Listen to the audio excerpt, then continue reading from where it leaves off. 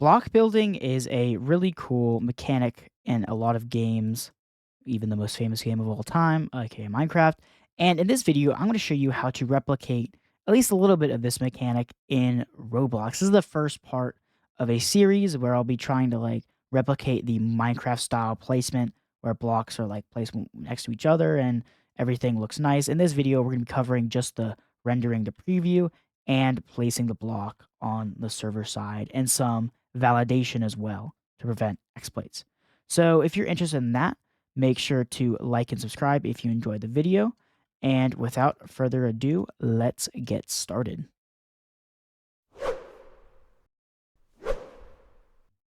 To start, I have this block here, which is just a 3x3 cube, nothing special. I'm going to rename it to block, and then I'm going to make sure anchor is set to true, and then I'm going to leave everything else just as it is. And this block on its own really can't stay in the workspace. We need to put it into replicated storage because both the client and the server need to access it. And the client needs to access it because I want to make this little preview that's kind of like a translucent instance of the block that kind of shows you where it's going to be in the real world. So to do that, I'm going to start by going to starter player, then starter character scripts, and you'll see why we're doing character scripts and not player scripts later. I'm going to create a local script. And I'm going to call this client placer.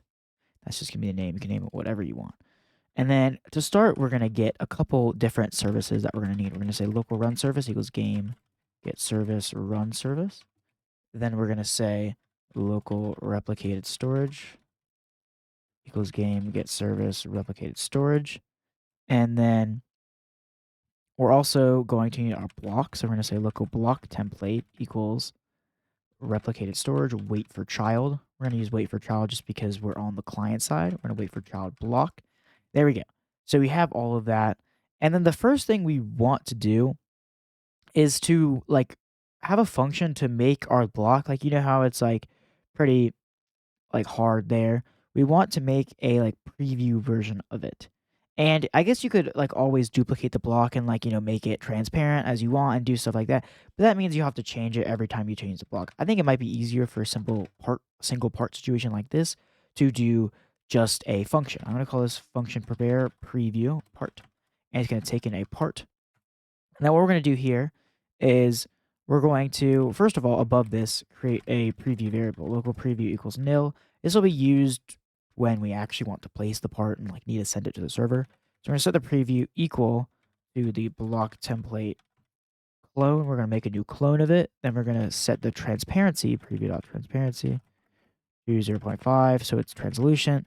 We're going to set the can collide to false. Then we're going to set the can query also to false because we're going to be using raycasting. Can query just prevents it from raycasting through it. And then finally, we're going to say preview.parent equals workspace. So that'll create the preview part. And all we got to do down here is just call prepare preview part with the block template as our part that we want to preview. Cool. Next thing we want to do is to actually make the render preview function. Local function render preview. There we go. And this function will be called every rendered step. So to do that, we're going to go to run service at the very bottom and say bind to render step. And this will take a name. You can just say preview. And then a render priority, which honestly for this doesn't really matter. There's any render priority.camera.value. I don't really know. Doesn't really matter. And then for the function, we're going to send in the render preview function. And then that's it. So this will be called every render step. So every time the screen is rendered for the player, and every time that happens, we need to figure out where the player's mouse is, and then put the block there. So we're going to start by getting the mouse location on the 2D space. So we're going to say local mouse location equals the user input service, which we actually don't have. We need to add the user input service. Local user input service equals game get service user input service. There we go. And then the mouse location is a user input service function. So we're going to say user input service get mouse location. But this is the mouse location in 2D. We need the mouse location in 3D. For that, we're going to need to use the camera. We're going to say local camera equals workspace.current camera up at the top. And then down here, we're going to say local unit ray equals camera viewport point to ray, and then we're going to send in the mouse location dot x and then mouse location dot y. So this function here for the camera basically takes the 2D coordinates of the mouse and like projects them into 3D space, giving us a unit ray which has a length of 1 with an origin and a direction kind of pointing in that location. Now, in the past, you may have seen me or other creators or other tutorials use the mouse object, but that's deprecated. This is the canonical way to get the mouse unit ray these days. But it's pretty trivial to actually get the 3D position because all we got to do is take this ray and just raycast it. And I have a video about raycasting if you want to check it out. So we're going to say local cast, and this is like the cast result, is going to be equal to workspace raycast. And then we're going to use the unit ray dot origin as our origin position. Then we're going to do unit ray dot direction times some constant. I'm just going to say 1,000. And then we're going to use, and that's it. And then we're going to say if cast and preview, just in the off chance that the preview gets destroyed. Then we're going to say preview dot position equals cast dot position. So I also need to change this to unit ray. So we cast the player's like 2D mouse position into 3D space. Then we take that 3D space thing and we cast it to wherever it hits. Let's say it hits the ground. It hits the ground, and then we set the preview position to the cast position. Boom. There we go. So if we run this,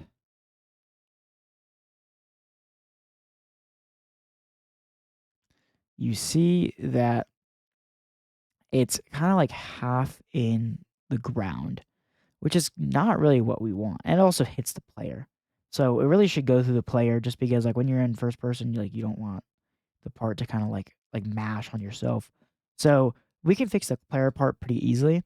Let's just create a cast params object, local cast params equals raycast params dot new. And then we're going to do cast params add to filter script dot parent. So this is why we're using a client like character script, because when we do this, we are able to just use the script.parent. Every time we die, this reloads. So we don't have to keep track of dynamically updating this cast params object. And we're using add to filter. This is like a new function. Previously, we set like the filter to send its instances, but this is honestly better. I can't complain. So you got to add this to the workspace raycast call that we do down here. And we do that. And then boom, we're here. So to fix like the glitching into the ground, the like simple solution would be just to add like a offset in the y-axis. But when you're like trying to place stuff on other walls, that doesn't really work right. But what we can use is we can use the cast.normal value and just kind of offset the part from there. So the cast.normal is kind of the direction in which the like your cast is at. So for example, let me just make a demo part over here. For example, if we make this part here, the normal on this kind of part is different than the normal on the ground. So the normal is just kind of the vector that's perpendicular to the surface. So if I were to make a really small part and kind of make it act like a vector, like this would be a vector. This is the normal. This is the normal to the ground. Whereas if I duplicate this and then tilt it a little bit, there we go. And whereas this is the normal for the wall. You see how this one, the wall surface is like, up and down. So the normal goes out to the right. And then the normal for this goes up and down because this surface goes like out to the sides. So the normal is just that one vector that just goes in the perpendicular direction. So we're going to use that because notice how the part is sunken on the ground. We need to make it go up. And here the part would be sunken into the wall. We need to make it go out. So we use this vector to push it out. And how much do we push it out? We push it out by half of the size because the part uses a pivot that's in the middle.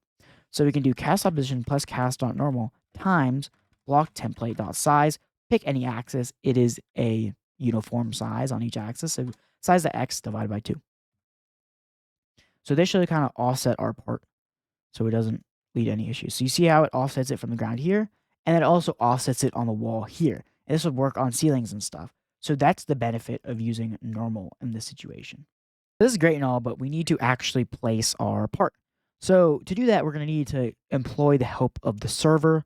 And the easiest way to ask the server for something is to use a remote event. So we're going to make a remote event in replicated storage. And I'm going to name this place. It's going to be called place. I guess you can make it more descriptive. Place block. That would be better. There we go. And then we're going to get that up here. I'm going to say local place block event equals replicated storage. Wait for child, place block. And then we're also going to need to get another service, context action service, to actually get the clicks. So when the player clicks, we can get it. We're going to say context action service equals game get service, context action service. There we go. And then we're going to, below our run service, we're going to say context action service bind action. So we're going to name the action stream. Well, we're going to name the action place block or just place, whatever you want. And then the function to bind, we're going to actually make that up here. Say local function place block. And then this will take in a name, which we don't need. That's why I'm prepending it with an underscore. It'll take a input state, which we do need, and it'll also take an input object, which you don't need.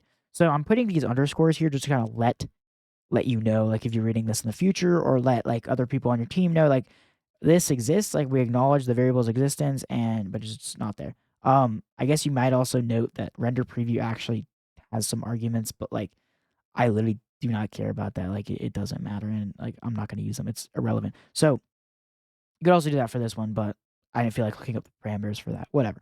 And then for this function behind, we're going to put our place block here, and then create touch button. I'm just going to say false. You can do that if you want to. And then here is a list of the key codes or user input states that actually trigger this event. So you can make it whatever you want. For me, I'm going to use the enum.userinputtype.mouse button one. So this is a left click on a standard mouse. You could also add other keyboard input or gamepad input or probably VR input, like whatever you want down here. But this is what I'm going to do for this tutorial because I'm on a computer, obviously. And so in here, so this should like trigger everything just fine. And then all we got to do in our place block is we first have to check if the input state equals enum.userinputState.begin, because when they click, it'll fire our function for when you click and then when you unclick. But we need to make sure it's just like when you click down first initially. And then all we need to do is call our place block event. We need to fire the server with the preview.position. So the benefit of using a preview part is that we do the calculation up here, and then all we got to do down here is kind of just like send it. Like we don't have to don't got to do much. We just got to send it. And then in the server, we can just create a new script in server script service. And this will be our server placer, I guess you could call it, to rename, keep parity with the other thing. And we need to get replicated storage. Storage. This game, get service. Why is everything in Roblox so verbose? It's so annoying. But whatever. Let's say local place block event equals replicated storage dot place block. And then we also need the block template because we need to actually clone this into the world. It goes replicated storage dot block. There we go. So we have the event, we have the template, and now we are able to just go and say place block event dot on server event connect a function, and to remain with parity with everything else, we're going to make the function above local function place block, and then this will take in a player and a position, and then we're going to connect it to the place block here. So don't leave the parentheses. And then up here, this is the player who wants to place the block. And initially, all we really need to do is say local block equals block template dot clone or clone, and then we need to say block dot position equals position, and then block.parent equals workspace. So this should work. Let's test it out, make sure it actually does work. Yeah, so it works. But it trusts the client a lot. In my opinion, it trusts the client a little too much because look, you can place blocks anywhere you want in the world that you can see. Kind of overpowered in my opinion. You can even like, I don't know, like do some crazy stuff. So at least for now, like I know we don't have a grid system set up yet. That's for the next video and like stuff like that. But we are going to want to at least limit the distance that our player can place. So for that, we're going to be using a module script and replicated storage so both the client and the server can access it. Because, for example, on the client, if you, for example, down the line want to add a little green indicator box that says, okay, yeah, you're allowed to place the part here, and it turns red when you're not allowed to, you want the client to be able to access that too, so the player has feedback. And these functions that we're going to make are going to be pure. They're going to take some input, return some output, not really have any side effects, which is a great candidate for putting a little shared module script in replicated storage. So in replicated storage, I'm going to create a module script, and I'm going to name this placement validator. It's a really long name. I guess you can name it place validator. I don't know. It's up to you. But I think this is a good name. So we're going to say placement validator. And then we're going to make it return placement validator. And we're going to create a function placement validator dot is within max distance. And this will take in the player and then the position in which they want to place the block. And we're also going to define at the very top a max distance constant using upper snake case. I'm going to make it like 25 studs. This is as far away as they can place the blocks. So if we go down here, we first need to get the position of the player. Now, the player does have a function called like distance from character. The issue with that is it returns 0 when the part, or like when the part is like too far away, or like when it doesn't exist, which is kind of a hack because like if you like cheat the system and send a position that's like not really like weird or like doesn't work right, it'll give you 0, and 0 is obviously less than 25. So that's not a good thing. So we're going to manually get the position of our player itself. So we're going to say local player pose equals player.character and player.character character get pivot dot position. And then if this doesn't exist, if not player pose, then we're just going to return false and be like, hey, like the player is not actually on the field. So like we cannot verify if they're within the distance. And well, what I meant to say earlier is like when distance from character, when the character doesn't exist, it just returns 0. And that's like bad. Because if they die, they could like try to exploit where they like, place a block across the map. Not good. So we're going to do this, and then we're going to return player pose, or parentheses, position minus player pose dot magnitude is less than or equal to max distance. So this is basically saying the size of this vector, like the line that connects the player and the position they're clicking, should be less than or equal to this distance that we set. So they can't place blocks anywhere in the map anytime, just depending on where their zoom is. Or if they exploit, they can just send a random value and it'll just like mess everything up. So this protects against that. But we need to actually put it on the server. So let's get our placement validator. And we're going to set this equal to require a replicated storage dot placement validator. And then in our place block, we're going to say if not placement validator is within max distance player and then position, then return. So this is a little guard clause protecting our block placement, saying like if it's not within max distance, then we just return. It's kind of a double negative here because like we check the other side, but I think this just makes more sense because like you're reading it, it's okay. If not is within max distance. So if it's not within max distance, then we just get out. So let's play this, see how it works. Should work fine. So we place it close, it's fine. We place it far away, we just can't. And then we can kind of like figure out how close we can place it to us. Like make a little circle just about. So if you place anywhere farther, then you're kind of screwed. So yeah, it's kind of like the max distance we can place. And that's about it for now. So you'll notice we have no grid. There's no grid. There's no like grid validation on the server. And the placements, like you can kind of like phase blocks into the ground, like depending on how accurate you are and stuff like that. So this system is very, very good. Like initially, if you just want like a little basic placement system, use this.